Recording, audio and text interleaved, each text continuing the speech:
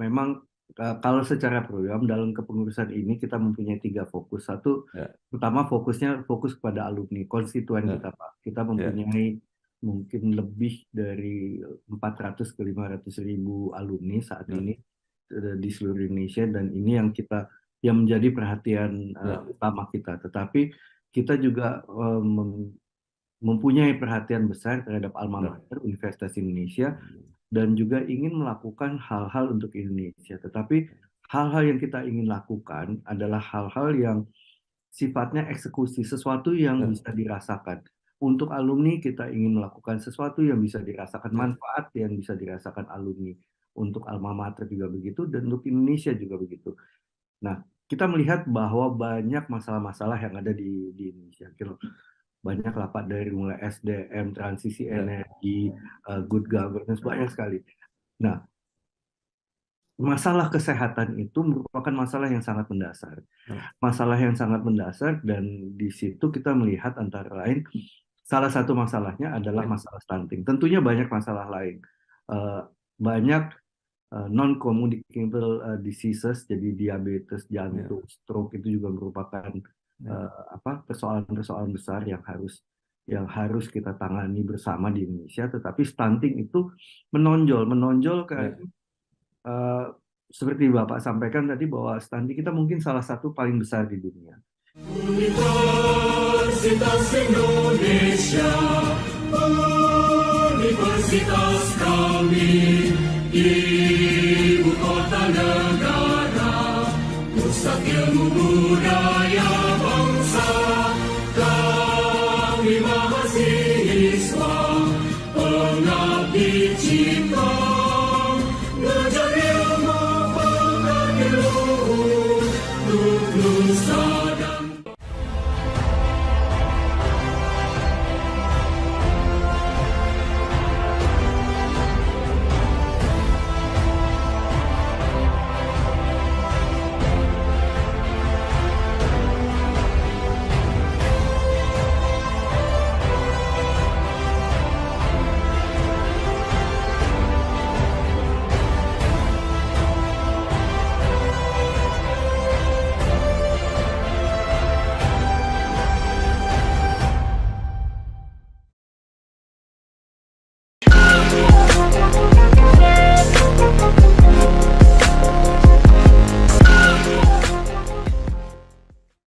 Assalamualaikum warahmatullahi wabarakatuh. Bersama saya Bambang Sadono di kanal Inspirasi untuk Bangsa. Mudah-mudahan kanal ini selalu bisa memberi inspirasi, motivasi, dan edukasi. Kami sedang mempersiapkan beberapa video wawancara untuk ikut memberi makna 73 tahun Universitas Indonesia. Menurut rencana, wawancara ini akan kami bukukan untuk menindaklanjuti buku pertama yang sudah terbit. Saat ini saya sudah bersama dengan Dr. Insinyur Didit Hidayat Agripinanto Ratam, MBA. Beliau adalah Ketua Umum Ikatan Alumni Universitas Indonesia atau ILUNI UI. Apa kabar Pak Didit? Baik, Alhamdulillah Pak Bambang. Ya, ini luar biasa. Pak Didit ini lahir di Qom, Jerman Barat, 23 Desember 1969. Pak Didit mungkin bisa mulai cerita ketika kuliah di S1 Teknik Gas dan Petrokimia di UI, kemudian meneruskan S2 dan S3 di Amerika Serikat, berkarir di perusahaan oil and gas, menjadi Direktur PT Citra Galvanizing Indonesia, dan Presiden Direktur PT Binder Indonesia Fabricator. Saat ini menjadi Ketua Umum ILUNI UI. Silakan Pak Didit. Terima kasih Pak Bambang. Koreksi sedikit, saya lahir Ya. 23 Desember 1964 Pak. Oh, Di usia saya 57. Kalau di diskon 5 tahun senang Pak. iya, iya baik, baik. Alhamdulillah, ini Pak. Jadi kami ini, saya kebetulan masuk Fakultas Teknik tahun 82. Hmm. Tahun 82 di jurusan mesin. Tetapi waktu itu saya maunya masuk teknik kimia Pak. Nah, Ininya apa, program studinya di bawah ya, mesin. ya, Tapi ternyata teknik kimia ini terus dipisah dari teknik ya, mesin, dia menjadi jurusan sendiri, menjadi yang namanya teknik gas dan petrokimia. Ya. Jadi semester keempat kami pindah, lalu dibuat jurusan baru yang namanya Teknik Gas dan Petrokimia itu tadi. Ya. Lulus dari sana tahun 87, eh, terus meneruskan ke George Washington University, Ya. ambil International Business, akhirnya dapat MBA, lalu saya kerja dulu Pak di Ya. Amerika. Nah, kami kerja di Amerika memang kebetulan di oil and gas, Ya. kerjanya di mobil oil dulu. Hmm. Oil itu sekarang udah nggak ada, mobil oil itu sudah dibeli sama Exxon. Mahasiswa Universitas Indonesia berlambang cinta berdasarkan Pancasila dasar negara kobarkan semangat kita demi ampera. Ya.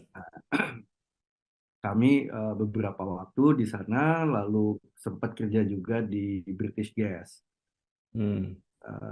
Nah, di situ ngambil ini Pak, S3 dan di Boston University di bidang finance dan economics. Nah, kurang lebih begitu Pak. Jadi kalau riwayat pendidikannya Ya. agak-agak panjang sedikit. Jadi saya mulainya di di engineering, tetapi berakhir di finance. Nah, akhirnya selama karir saya itu memang saya bergerak di industrinya, industri migas yang berhubungan dengan migas Ya. dari awal sampai saat ini. Ya. Tetapi biasanya saya membidangi atau mengambil portfolio keuangannya, Pak. Oh. Jadi sempat juga di service company, jadi sempat juga di service company untuk di industri migas, sempat juga di upstream oil and gas di Energi Mega Persada. Saya sempat cukup lama di sana jadi CFO, jadi Chief Commercial juga di sana, dan di situ kita mengelola kira-kira 13 KPS yang ladang-ladang minyak Pak. Jadi 13 KPS. Kemudian sekarang saya di industri fabrikasi dan di industri yang berhubungan dengan besi, tetapi hubungannya kembali kita mensuplai ke industri migas. Jadi saya nggak pernah lepas dari itu Pak. Semangat dijaga gembira, sadar tugas mulia, berbakti dalam karya. Mahasiswa Universitas Indonesia berlambang cinta berdasarkan Pancasila. Kemudian mungkin bisa diceritakan sedikit mengenai bisnis yang dijalani Pak Didit saat ini. Kami ini merupakan fabrikator pensuplai produk yang namanya pipe support Pak. Jadi penyangga pipa. Penyangga pipa ini digunakan di hampir semua fasilitas industri migas terutama. Tapi kita juga punya spesialisasi bahwa kita ahli atau satu-satunya mungkin di Asia Tenggara ini yang membuat pipe support untuk LNG, untuk yang sangat dingin. Apakah dia LNG terminal, apakah dia pabrik LNG. Nah, itu merupakan keahlian kami, dan ini sesuatu yang kami udah geluti kurang lebih 25 tahun, Pak. Nah, kira-kira prospek ke depannya seperti apa, Pak? Ini kan bisnis oil and gas ini kan lama-lama kan berkurang kira-kira. Oh iya, Pak, betul. Jadi memang kita melakukan diversifikasi bahwa tidak hanya di oil and gas, tetapi juga di industri kebanyakan, termasuk juga kita sudah lama sekali juga di power plant, di pembangkit listrik, di industri-industri kimia. Produk kami sangat dibutuhkan untuk di sektor itu. Tetapi kami pun juga mulai masuk ke industri-industri lain, termasuk ke mensupport infrastruktur. Kita juga mensupport juga renewable, banyak banyak hal yang kita lakukan, Pak. Mahasiswa Universitas Indonesia berlambang cinta berdasarkan Pancasila dasar negara kobarkan semangat kita demi ampera.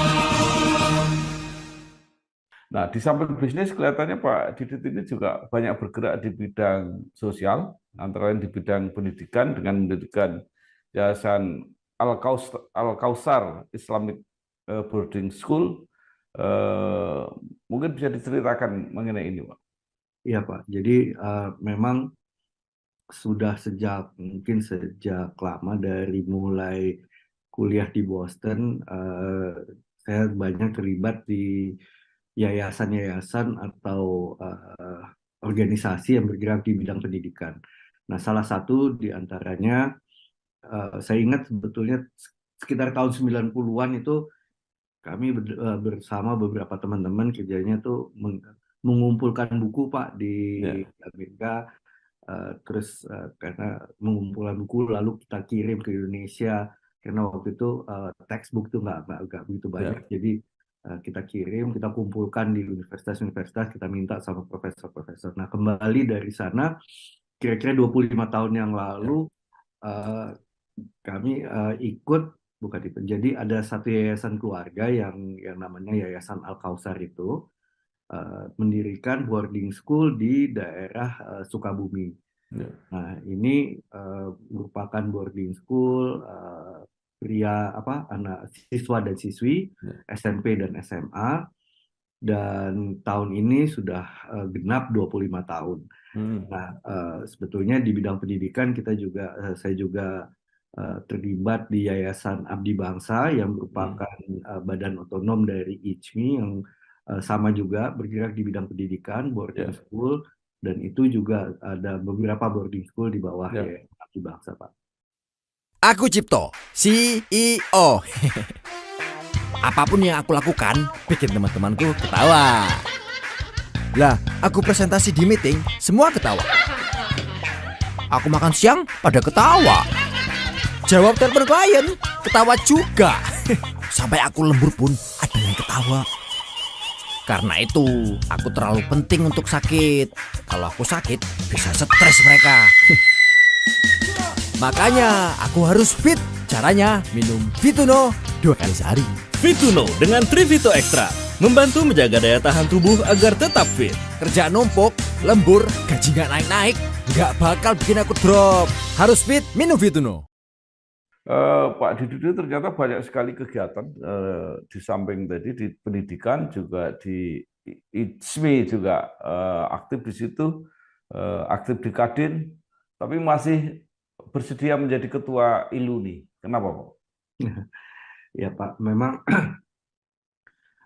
di ICMI dan di Kadin saya memang udah lama menggelutinya, tetapi bagaimanapun juga saya pikir giving back atau loyalitas terhadap UI itu sudah lama saya pegang juga.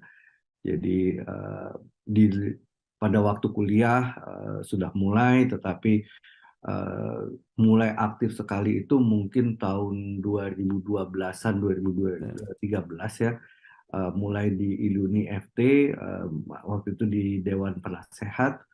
Lalu di tahun 2016 saya sudah ikut di kepengurusan ILUNI UI, kebetulan menjadi bendahara umum di zamannya waktu itu ketumnya Mas Arief Budi Hardono. Nah, itu adalah awal mulanya, Pak. Jadi kalau keterlibatan saya di ILUNI UI 2016 sampai 2019. 2019-2022 saya ikut menjadi koordinator atau di lembaga penasehat ILUNI UI. Nah, baru sekarang akhirnya meneruskan lagi 2022-2025 ikut lagi di kepengurusan menjadi ketua umum. Jadi kurang lebih begitu Pak. Memang Universitas Indonesia, universitas kami, ibu kota negara, pusat ilmu budaya bangsa, kami mahasiswa, pengabdi cipta, ngejar ilmu pengabdi luhur, untuk nusa dan bangsa. Nah, Bapak aktif di Iluni UI tentu dengan berbagai program, tapi salah satu yang mungkin menarik adalah program kolaborasi yang antara lain terlibat juga untuk ikut berperan dalam penanganan stunting di Indonesia yang merupakan persoalan serius. Indonesia katanya stuntingnya tertinggi di dunia. Silakan, Pak. jadi kalau saya boleh ini sedikit ya, mundur Ya. sedikit. Jadi memang kalau secara program dalam kepengurusan ini kita mempunyai 3 fokus. Satu, Ya. pertama fokus kepada alumni, konstituen Ya. kita Pak. Kita mempunyai mungkin lebih dari 400 ke 500 ribu alumni saat ini di seluruh Indonesia, dan ini yang menjadi perhatian utama kita. Tetapi kita juga mempunyai perhatian besar terhadap alma mater Universitas Indonesia dan juga ingin melakukan hal-hal untuk Indonesia. Tetapi hal-hal yang kita ingin lakukan adalah hal-hal yang sifatnya eksekusi, sesuatu yang bisa dirasakan. Untuk alumni kita ingin melakukan sesuatu yang bisa dirasakan, manfaat yang bisa dirasakan alumni. Untuk alma mater juga begitu, dan untuk Indonesia juga begitu. Nah, kita melihat bahwa banyak masalah-masalah yang ada di Indonesia. Banyak lah Pak, dari mulai SDM, transisi energi, good governance, banyak sekali. Nah, masalah kesehatan itu merupakan masalah yang sangat mendasar. Masalah yang sangat mendasar, dan di situ kita melihat antara lain, salah satu masalahnya adalah masalah stunting. Tentunya banyak masalah lain. Banyak non-communicable diseases, jadi diabetes, jantung, stroke itu juga merupakan persoalan-persoalan besar yang harus kita tangani bersama di Indonesia. Tetapi stunting itu menonjol karena seperti Bapak sampaikan tadi bahwa stunting kita mungkin salah satu paling besar di dunia. Kita saat ini rata-rata nasional 24% untuk stunting. Nah, 24% ini sudah menjadi program nasional untuk diturunkan menjadi 14%. Mengawali hari dengan aktivitasku yang padat memerlukan pola hidup yang sehat dan perlindungan kulit yang tepat. Untuk itu, aku gunakan Venus Flawless Matte Cushion dengan sun protection yang melindungi kulitku dari paparan sinar matahari. Dan mengakhiri hari dengan Venus Aqua Facial Wash, kulit jadi cantik, sehat terjaga. Pancarkan pesona kulit sehatmu. Venus, many activities of you.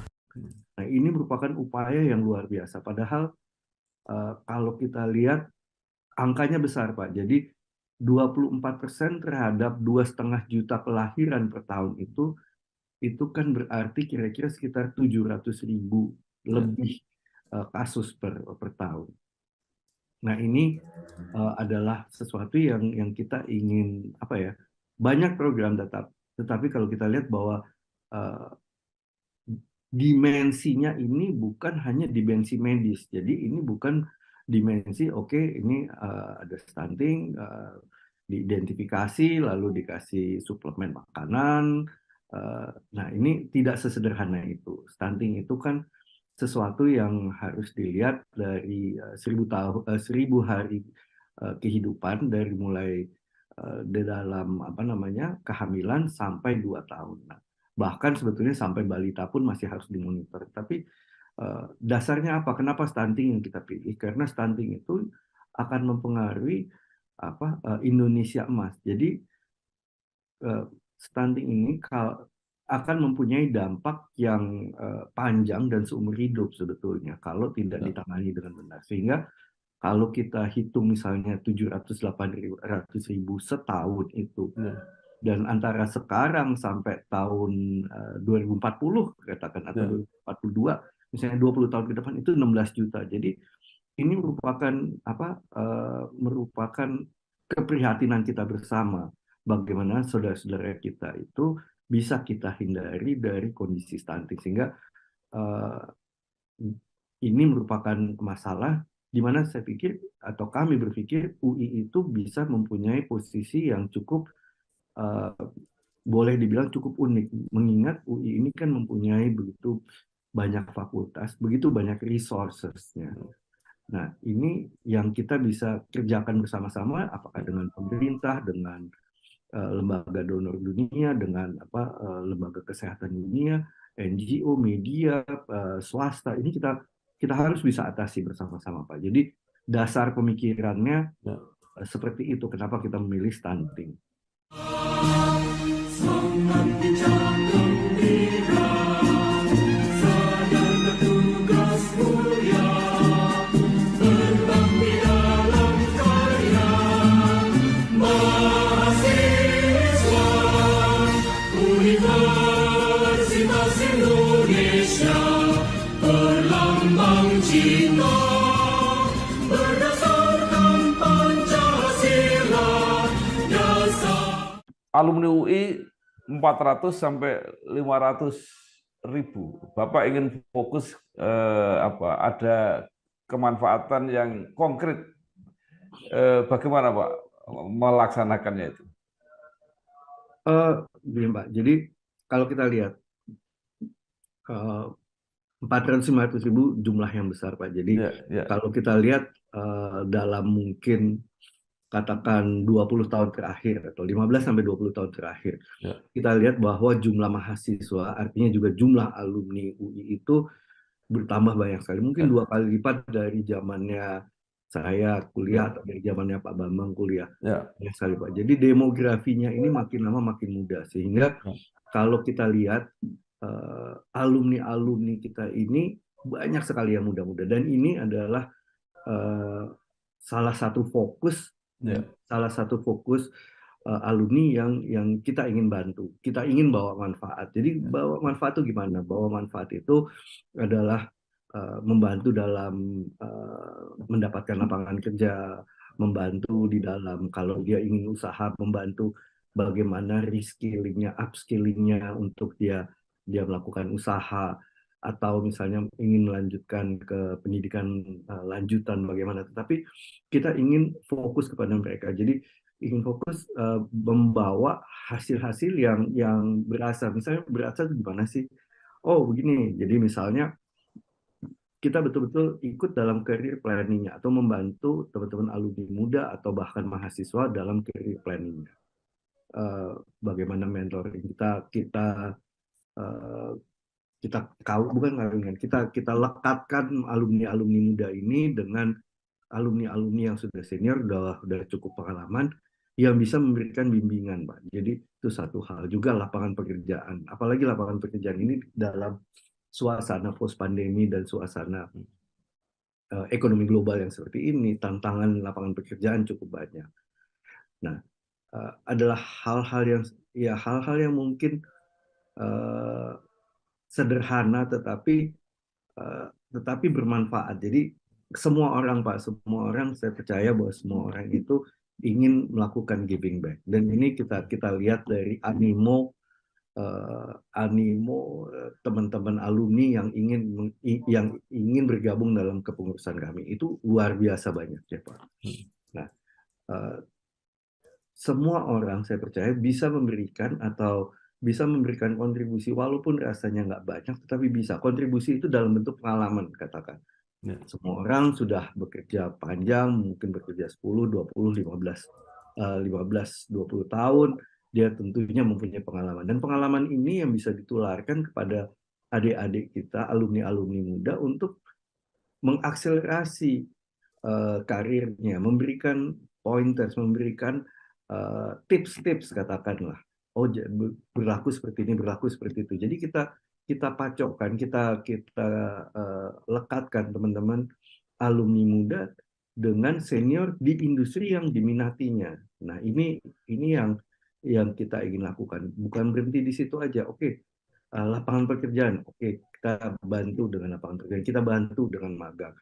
Nah, ini adalah hal-hal yang kita ingin lakukan karena ini memang yang Ya. aku rasakan atau ini yang kita dengar dari teman-teman alumni muda yang memang mereka butuh bantuan, mereka butuh kakak, Pak, Ya. butuh teman yang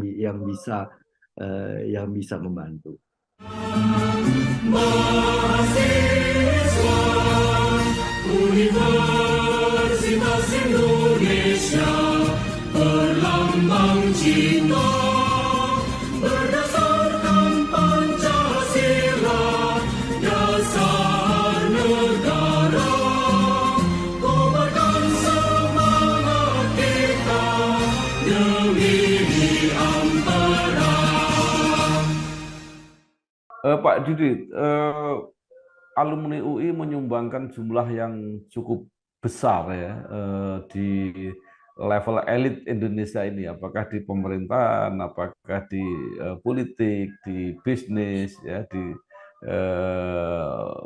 kegiatan sosial, profesional dan sebagainya. Nah, tetapi di sisi lain juga ada yang mengatakan bahwa alumni UI ini personal confidence-nya sangat tinggi sehingga merasa bisa menyelesaikan persoalannya sendiri. Nah, tadi Pak Didit kan ingin masuk mengajak bersama-sama.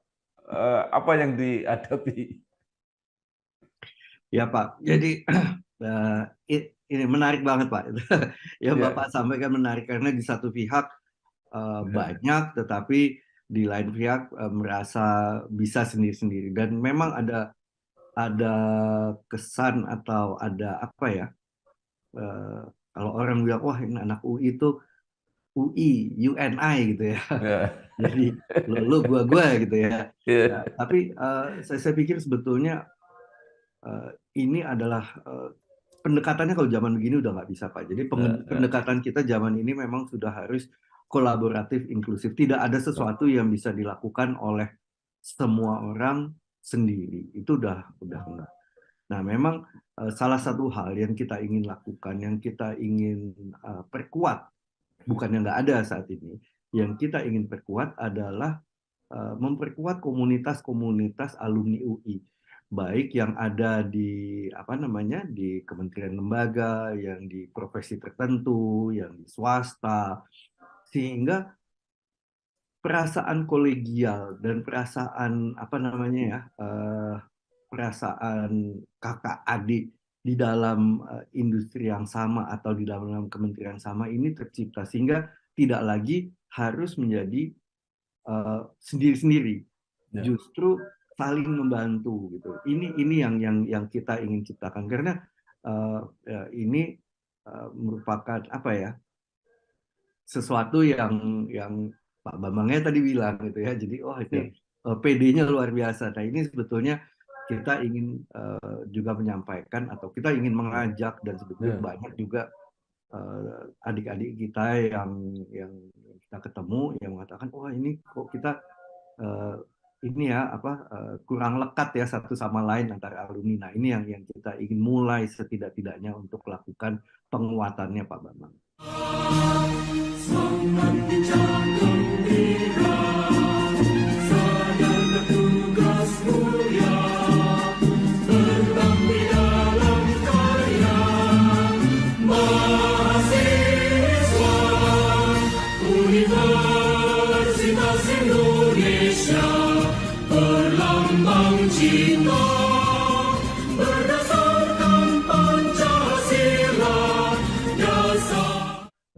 Kami juga mendapat informasi yang tidak begitu mudah adalah mengumpulkan alumni UI yang di daerah-daerah.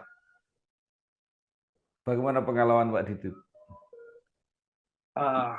Gini Pak, jadi di UI ini satu dari beberapa perguruan tinggi yang sebetulnya konsentrasi alumninya itu ada di Jawa bagian barat, Pak.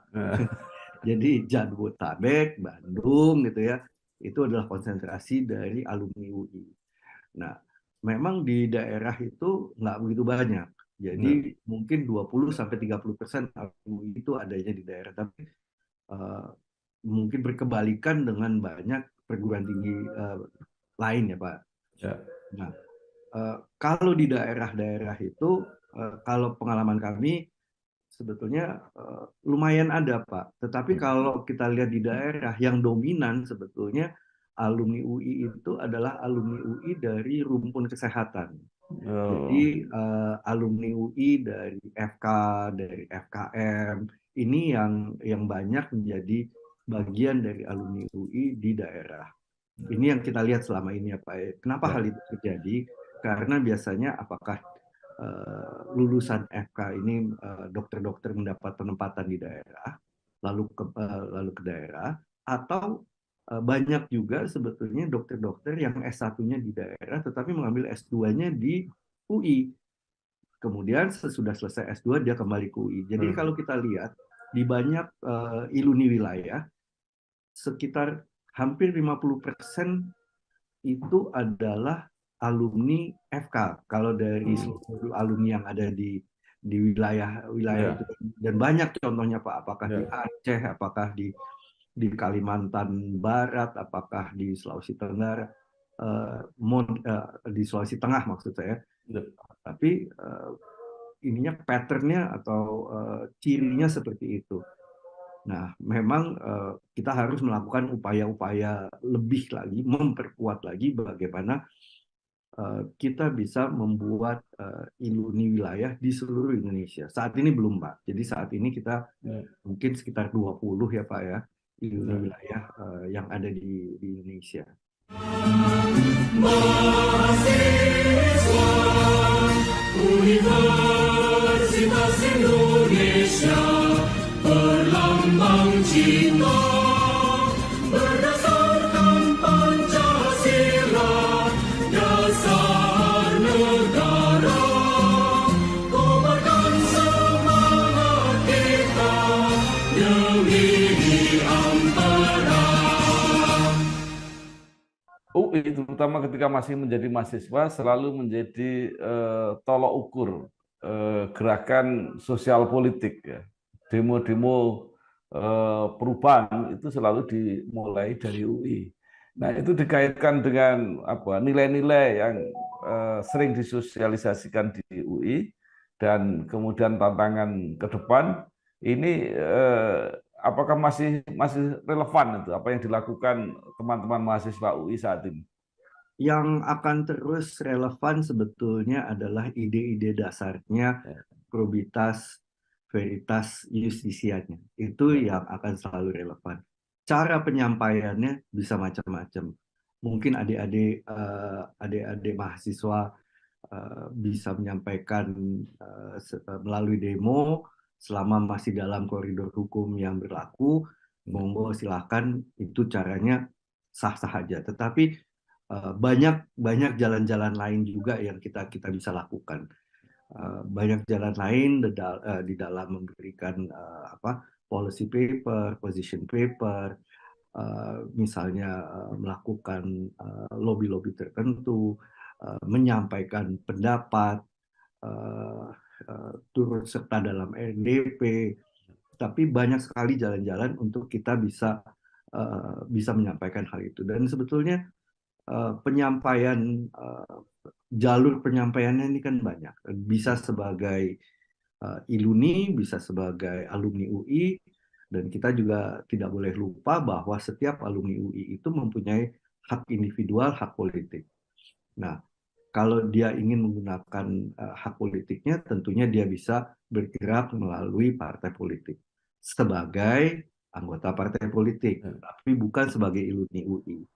Nah, ini kalau iluni UI, kami mendorong bahwa nilai-nilai dasar probitas, veritas, dan justisia ini yang menjadi dasar pegangannya. Jadi kurang lebih saya pikir sih seperti itu Pak. Jadi banyak jalan, banyak cara, tetapi tujuannya adalah yang tiga itu Pak. Budaya bangsa kami mahasiswa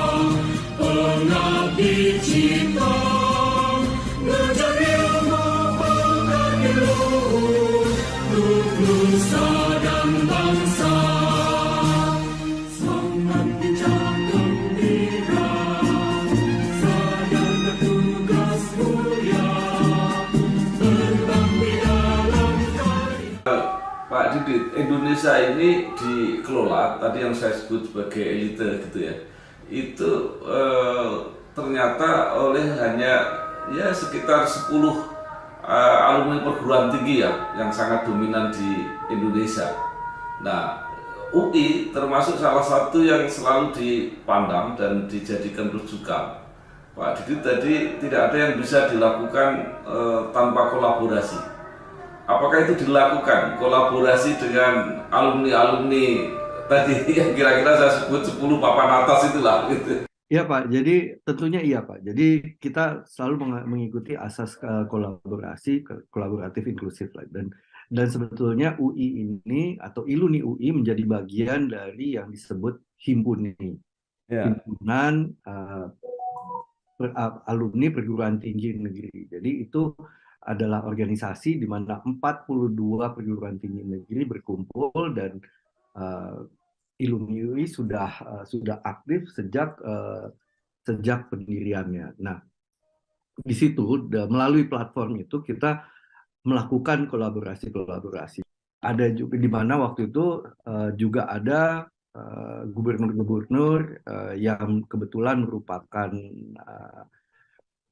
pimpinan dari organisasi alumni perguruan tinggi negeri ini. Nah, kita juga misalnya di bawah Himpuni melakukan kegiatan yang berkaitan dengan W20. Waktu itu ada UMKM Expo di awal bulan ini di Bandung, di mana perguruan tinggi negeri yang asalnya dari Jawa bagian barat kebetulan melakukan Expo UMKM, di mana UMKM ini dikurasi. Dan ini pemikirannya apa? Pemikirannya adalah bahwa UMKM ini kan merupakan penyedia 97% dari lapangan pekerjaan. Kenapa W20? Karena 67% dari UMKM di Indonesia itu adalah UMKM wanita.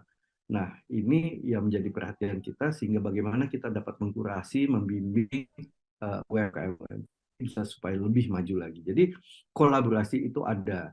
Kolaborasi itu nyata. Jadi bukan hanya dalam bentuk wacana atau pemikiran-pemikiran, tapi alhamdulillah saya lihat bahwa Himpuni ini juga merupakan organisasi atau himpunan yang mempunyai kepedulian untuk berbuat nyata. Budaya bangsa kami mahasiswa pengabdi cipta ngejar ilmu pengabdi luhur untuk nusa dan bangsa. Semangat bincang gembira sadar bertugas mulia berbakti dalam karya. Pak Didi tadi menyampaikan bahwa Iluni mempunyai tiga matra lah kira-kira gitu ya, 3 kawasan pengabdian, baik fokus ke alumni sendiri, kemudian ke alma mater dan kepada nusa dan bangsa dalam arti luas. Nah, sekarang kepada alma mater, apa yang dilakukan Iluni atau alumni pada umumnya, apa dalam bentuk konkret atau mungkin ada saran alma mater harus seperti apa, dan kemudian yang mungkin bisa diceritakan lagi apa yang bisa dilakukan secara konkret kepada mahasiswa yang sedang belajar, kepada alumni muda, dan juga kepada masyarakat dalam arti luas. Silakan Pak. Baik Pak Bambang. Jadi kalau saya mulai dulu dari kalau tadi untuk alumni muda saya sudah sampaikan bagaimana kita bisa membantu mereka pada awal karir, pada waktu pembentukan bisnisnya, atau pada waktu mereka ingin melanjutkan pendidikannya. Kalau untuk teman-teman mahasiswa itu sebetulnya bahkan lebih ideal lagi. Kita juga ingin, karena kita sadar sekali bahwa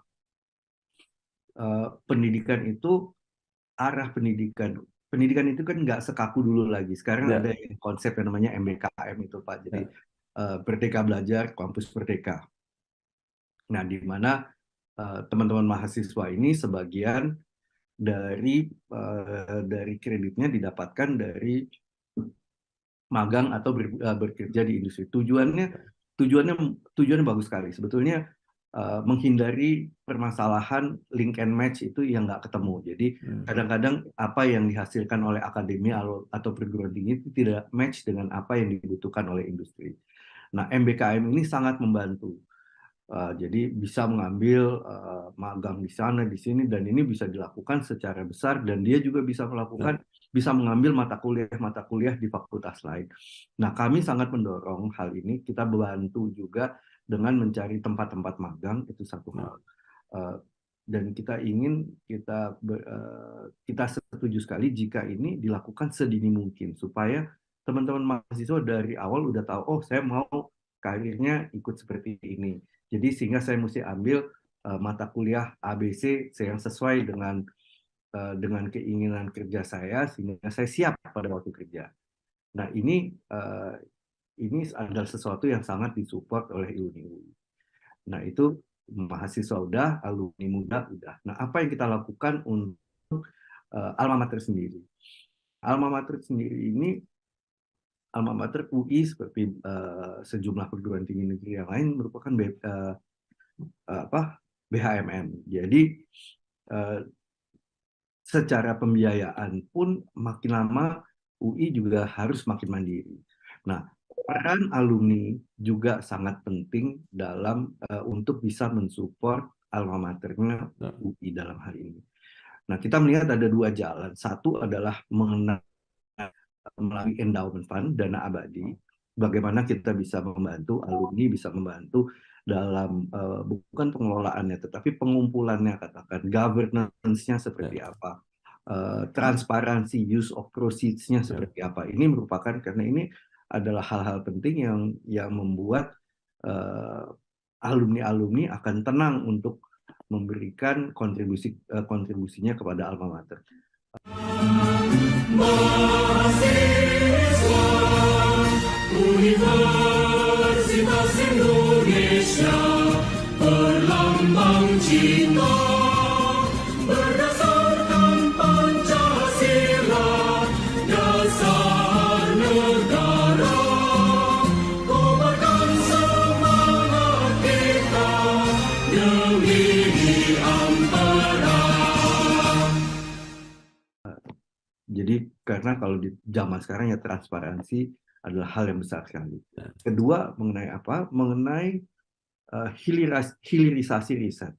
Jadi bagaimana hasil-hasil riset, bagaimana ide-ide atau bagaimana temuan-temuan paten-paten yang di UI bisa dikomersialisasikan. Dan ini bukan hal yang mudah. Ada dua hal, Pak Bambang, yang ada di sana. Secara operasional, untuk membawa sebuah temuan dari temuan menjadi sesuatu yang bisa dikomersialisasikan membutuhkan langkah-langkah yang cukup panjang, karena kita beralih dari dunia akademika menjadi dunia nyata dan dunia industri. Nah, bagaimana kita bisa melakukan komersialisasi itu? Nah, tapi yang juga tidak kalah penting adalah ekosistemnya. Bagaimana regulasi-regulasi yang membuat hal ini bisa dilakukan.